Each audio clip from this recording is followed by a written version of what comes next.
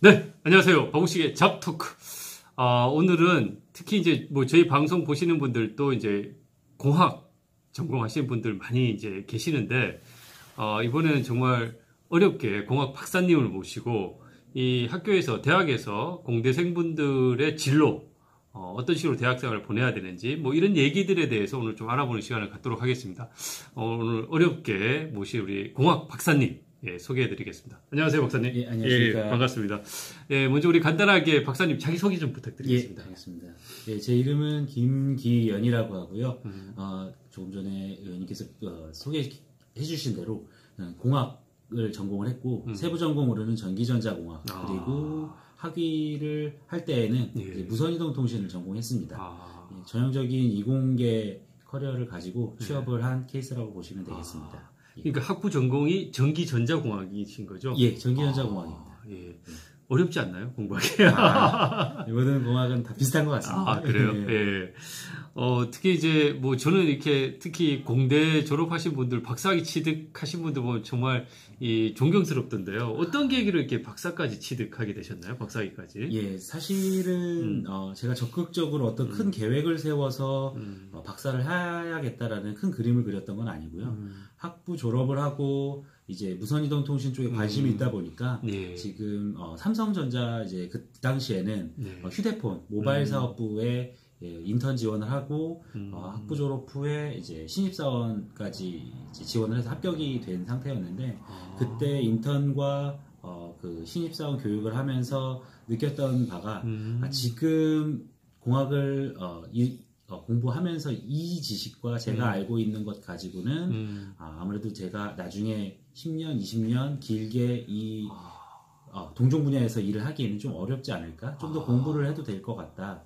예, 지금 당장 취업은 우선순위가 아닌 것 같다라는 생각이 들어서 학위를 결정하게 됐습니다. 그러니까 어쨌든 우리 박사님께서는 학부 졸업하시고 정말 국내 굴제 대기업이라고 할 수 있는 삼성전자를 합격하신 거네요. 예, 맞습니다. 실제로 이제 재직하시면서 한 몇 개월 다니신 거예요, 그러면? 재직은 아니고, 이제 신입사원, 이제 합격을 하고, 이제 입사 포기를 한 거죠. 합격을 했는데 실제로 다니진 않고? 예, 맞습니다. 인턴은 경험하셨고? 입사 전에 인턴 프로그램이 있어서. 인턴 몇 주 하는 건가요? 인턴은 거의 한 3주 정도? 3주? 하면서 됐습니다. 보통 이 삼성전자 들어가지 못해서, 굉장히 힘들어하는 그런 회사인데, 거기를 과감하게 포기하시고 이 공부를 계속해야 되겠다 이런 이제 결심을 하셨는데 실제로 근데 박사 학위를 취득하시니까 어떻게 취업에 더 도움이 되던가요?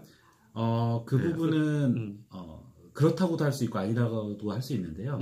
그렇다고 할 수 있는 부분은 이제 본인의 전공에 맞는 분야를 지원할 때는 당연히 이제 그 분야에 대한 전문성을 아무래도 인정을 받기 때문에 지원하는 데에 좀 도움이 될 수도 있지만 반대로 그런 분야가 아니라든지 내가 하고 싶은 분야와 약간 조금이라도 어긋난다면 학위 소지자는 오히려 채용하는 쪽에서 부담을 느끼시는 것 같다는 거예요. 저 전공을 내가 저렇게 트레이닝된 사람을 굳이 뽑아야 되는 게 맞나?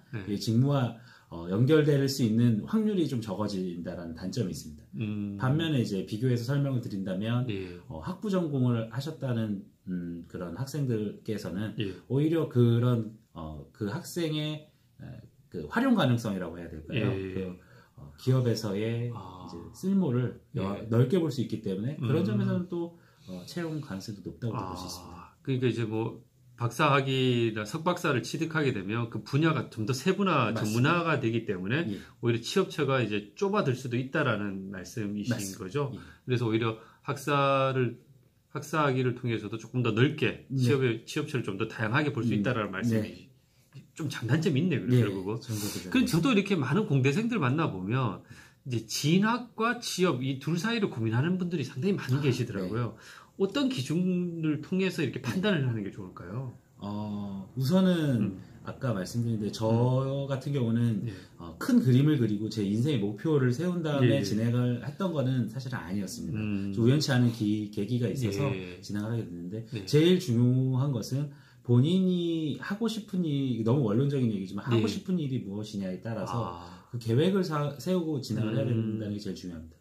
특히나 박사 학위 같은 경우에는 국내 박사들이 매년 뭐 수천 명 뭐 배출이 되고 있지만 예. 사실 그 과정은 시간과 그 노력이 투자되는 부분이기 때문에 그렇죠. 결코 작지 않은 비용이라고 볼 수 있습니다. 그렇죠. 그래서 그런 큰 그림을 가지고 판단하는 것이 제일 좋고요.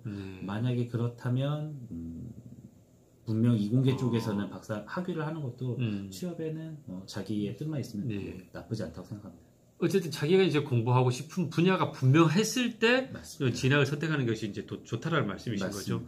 그러니까 단순히 이제 뭐 박사학위를 취득해서 취업에 더 도움이 된다 이런 관점으로 접근해서는 조금 무리수가 있다라는 말씀이시네요. 예, 수단과 목적이 어떻게 바뀌었다고 볼 수가 있을 것 같습니다. 예. 그럼 우리가 이제 일반적으로 이제 우리 박사학위를 이제 특히 취득하신 공학 박사를 취득하신 분들은 네. 우리 이제 박사님의 어떤 주변 분들을 이제 비추어 봤을 때 주로 취업처가 어떻게 되나요? 주로 어느 쪽으로 많이 이렇게 진출하시나요? 네. 주로 공학에 한해서 말씀을 드린다면 기업에 우선은 많이 취업을 하게 되고요. 주로 기업에 많이 취업하시고 비율로 따진다면 기업이 많고 그 다음에 이제 정부 출연 연구소들이 주로 연구를 계속 하고 싶어하는 분들은 정출연 또는 이제 공공기관 저와 같은 공공기관에서 일을 할 수도 있고요.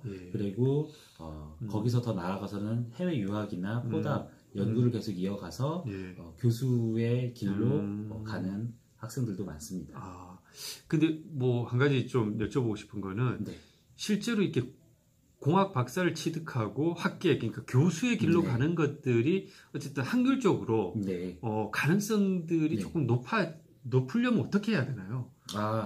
우선은 이게 어떤 사회든지 이게 많은 사람들이 모이거든요. 의외로 박사라는 공부를 하는 학생들도 의외로 많거든요. 근데 그 안에서도 우수한 학생들이 이제 그 교수에 임용될 확률이 높고요. 왜냐하면 기본적으로 연구 성과가 좋아야 되기 때문에 그 두 번째로는 시기가 좀 적절해야 된다고 생각합니다. 왜냐하면 그 시대에서 요구하는 학문의 분야가 있기 때문에 그 분야와 잘 맞아 떨어지고 우수한 연구 업적이 있다면 채용될 가능성이 높다고 보고요. 다만 그럼에도 불구하고 그러니까 본인의 이게 아까 좀 전의 질문과 약간 좀 이어지는 대답인데요. 졸업을 하면서도 또는 수학을 하면서도 본인의 진로가 좀 고민이 된다면 이런 기준을 한번 생각을 해보면 좋을 것 같아요. 아까 말씀드린 대로 내가 이 연구에 대해서는 정말 자신이 있고 남들보다 잘할 것 같고 재미도 있다. 공부 자체에 흥미가 있으면 교수나 아니면 정부 출연 연구소를 우선 생각을 해보시는 게 좋을 것 같고 본인은 아무래도 이 경험을 살려서 뭐 돈도 벌고 싶고 사회에 뭔가 내가 배운 것을 좀 써보고 싶다 실질적으로 그렇다면 당연히 기업으로 가는 것이 맞습니다. 아까 이제 잠깐 말씀해 주셨는데 이제 특히 학계로 가려 그러면 해외 유학이라든가 이게 박사 이후 과정이죠. 그것이 어쨌든 필수인가요? 필수로 어떻습니까? 우선은 국내 박사 학위만 가지고는 학계로 이제 교수 자리를 얻기가 현실적으로 어떻습니까?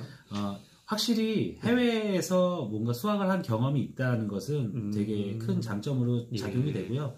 그냥 제가 느끼는 추세를 말씀드린다면은 저희보다 윗세대 선배님들 세대 같은 경우에는 주로 정말 학부 때나 아니면 학부를 졸업하시고 나서 이제 해외에서 대학을 해외 대학 하회 학위를 갖다가 취득하신 분들이 주로 교수직에 임용이 되셨다고 한다면 최근에는 자대를 졸업한 그 자대 박사를 받은 그런 분들이 1, 2년 또는 뭐 짧게 1, 2년 정도 해외 경험을 포닥이라고 하는 그런 박사후 과정을 경험하신 분들이 주로 요새는 많이 다시 교수로 임명되시는 그런 추세인 것 같습니다. 그러니까 이게 뭐 절대적인 코스는 아니지는 않습니다. 그렇지는 않고 어쨌든 국내 박사를 취득하신 분들도 점점 늘어나는 추세. 어쨌든 그 학교에서 산업 현장에서 수요가 많거나 하면은 가능성이 조금 더 높아질 수 있다는 말씀이시네요. 특히 이제 뭐 우리 박사님 같은 경우에는 산업 현장, 특히 지금 현재 재직하고 있는 기관에서는 다양한 이제 뭐 기업체들도 많이 이제 접촉을 하시고 그죠? 이제 경험을 하셨을 텐데 이 공학 전공자들 특히 이제 학사, 석사, 박사 이 학위에 따라서 어떤 이 포지션, 직무라든가 뭐 연봉 이런 차이들이 현실적으로 많이 존재하던가요? 어떤 경험에 비춰봤을 때? 예, 우선은 기업 기준으로 보았을 때는 박사 학위를 이제 취득하고 입사를 하는 경우에는 중간 매니저, 중간 관리자 정도 급의 직급을 받고 입사를 하게 되는 경우가 보통이고요. 그에 맞는 이제 연봉과 그에 맞는 이제 역할이 주어지게 됩니다. 그리고 이제 석사 같은 경우에는 그 중간이 되겠지만 그냥 신입사원에 거의 이제 더 가까운 처우를 받게 되는 것이 현재 기업의 어떤 추세라고 좀 보여지고 있고요. 예, 그렇습니다. 그러니까 이제 뭐 학사 석사는 큰 차이는 없고 맞습니다. 이제 박사 취득하신 분들은 약간 이제 차이가 있다는 거네요. 예, 직급에 있어서나 연봉에 있어서나 예, 맞습니다. 차이가 있다는 말씀이시고 우리 이제 뭐 박사님 같은 경우에는 그 삼성전자에서 이제 인턴을 하시고 박사를 취득하시고는 제가 알기로는 대한항공에서 근무를 하셨다고 알고 있거든요. 어떻게 이제 또 항공사에 이렇게 또 취업을 하게 되셨는지 잠깐 말씀을 주세요.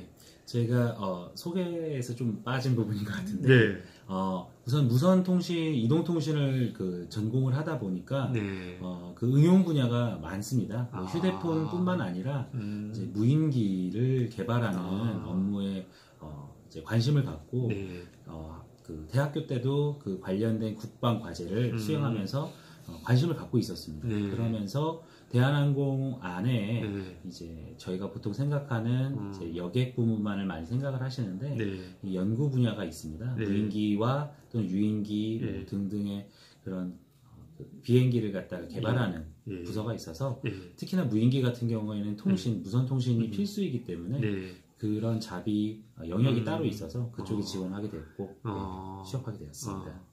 어쨌든 뭐 대한항공 취업하실 때는 뭐 박사 학위 취득자이기 때문에 채용 전형이 좀 틀렸나요? 일반적인 신입사원 채용하고 기억을 좀 돌이켜 보시면 어떤 전형으로 입사를 하시나요? 제가 기업 뭐 홍보를 하는 것 같아서 좀 간단하게 설명을 제 때의 기억을 설명드리면 대한항공 우선 5가지 영업 부분이 있고요. 여객, 화물, 그 다음에 그 호텔, 그 다음에 항공, 우주, 제가 소개했던 항공 우주, 그 다음에 기타 이제 기내식을 관장하는 그런 분야가 있습니다. 저는 이제 항공 우주였었고요. 항공 우주 분야는 약 한 2,500명 정도 근무를 하고 있습니다. 좀 규모가 크네요. 이게 이제 배경으로 이런 업무도 한다라는 걸 좀 말씀을 드리고요. 그래서 이공계에서 지금 뭐 항공 쪽에 좀 관심 있으신 분들은 관련된 업계가 주로 카이나 뭐 항공우주연구원 등 이런 정출연이나 큰 대기업들도 있지만 저희가 미처 좀 놓칠 수 있는 이제 대한항공 같은 분야도 있으니까 한번 참고를 알아주시면 좋고요. 말씀하신 것처럼 박사 학위를 받고 신입사원 공채로 뽑았던 거는 대한항공이 저 때가 처음이었거든요. 신입사원 공채 때 같이 뽑았나요? 그러면? 그래서 주로 이전에는 경력직으로 이제 입사 채용을 했었고요. 저 때는 이제 최초로 같이 신입사원 공채 같은 기수에 포함돼서 뽑혔습니다. 그러면 그때 이제 뭐 서류, 인적성, 면접 이런 과정을 다 거치신 건가요? 예, 맞습니다. 그리고 그때는 실제로 일반 다른 부서들, 그러니까 여객이나 정비 분야, 그다음에 그런 여타 다른 부서들은 박사 학위 소지자를 뽑지 않았고요.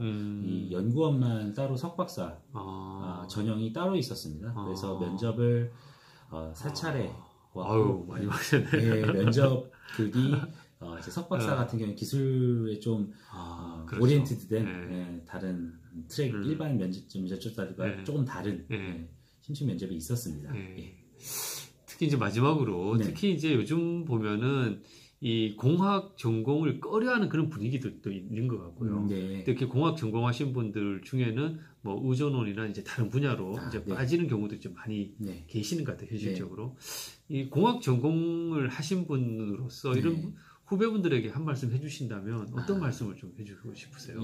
되게 그러니까 한마디로 이공계가 어떻게 하면 좀 모두가 가고 싶어하는 선발의 그런 분야가 될 수 있을까라는 질문하고 좀 맞닿아 있는 것 같은데요. 이것도 역시 원론적이긴 하지만 이 정책 법과 제도를 만드는 한마디로 정치의 영역에 이 이공계 사람들이 역할을 좀 할 수 있어야 된다고 생각을 하거든요. 물론 그렇죠. 선의의 정말 공공의 좋은 목적을 가지고 그렇죠. 정책계 또는 정치에 좀 뭔가 역할을 할 수 있어야 그 이공계 사람들의 또는 이 현실이 반영이 돼서 좀 더 개선될 수 있는 모습을 찾아갈 수 있지 않을까라는 생각이 저는 들었습니다. 어쨌든 지금 그런 실제로 이제 같이 이제 공학 전공하시는 선배나 동기나 후배분들 많이 계시잖아요. 맞습니다. 그분들이 약간 이제 소외감을 갖나요? 실질적으로? 이공계 내가 전공했는데 뭔가 자부심을 갖기보다는 뭔가 제대로 대우받지 못하고 있다는 그런 느낌이 더 큰가요? 뭐 일례로 7, 80년대에 공학을 하셨던 분들은 그 당시 이제 뭐 산업이 좀 그 경제 성장률도 높았던 고도 성장 기업이었었고 그리고 그 이공계를 중점적으로 육성하는 그런 시기도 있었기 때문에 그리고 또 기업들도 페이가 굉장히 좋았던 그런 시절이었기 때문에 그 이공계를 다니면서 고생은 하지만 나는 엘리트 의식도 있고 돈도 많이 벌 수 있는 사람이다라는 생각을 갖고 다녔던 것 같습니다, 선배들이. 근데 지금은 이제 비슷하다고 할 수는 없지만 뭐 같은 뭐 노력을 하고 고생을 하면서도 다른 분야와 좀 비교를 해보면 박탈감을 느끼는 것은 사실인 것 같습니다. 참 안타까운 사실이네요. 이런 부분들 우리 이제 박사님 말씀하신 것처럼 이런 이공계 전공하신 분들이 어떤 정치의 영역으로도 많이 진출하시고 정책을 수립하는 데도 많은 역할을 하셔가지고 좀 우리나라는 이런 인재가 굉장히 중요한 나라잖아요. 특히 기술이 중요한 나라고. 맞습니다. 그래서 이런 이공계 전공자분들이 어깨 펴고 일할 수 있는 그런 이제 나라가 됐으면 좋겠다는 생각이 듭니다. 오늘 박사님 좋은 말씀 감사합니다. 네, 감사합니다. 감사합니다.